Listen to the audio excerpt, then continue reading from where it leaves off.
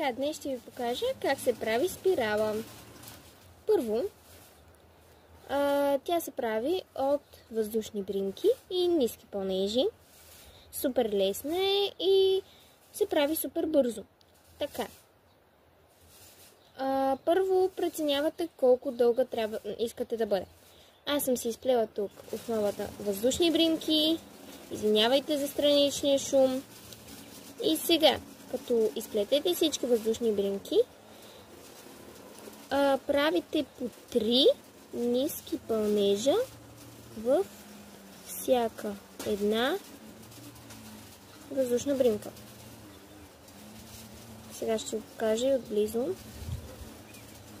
Оп. Да. Та сега. Не съм сигурна, виждате ли, но във всяка една въздушна бринка трябва да има по 3 ниски пълнежа. От миналото видео знаете как се плетат ниски пълнежи, а от първото видео как се плетат въздушни бринки. Като започнете да правите ниските пълнежи, ще започне така да се навива. От така. И накрая ще се получи нещо такова.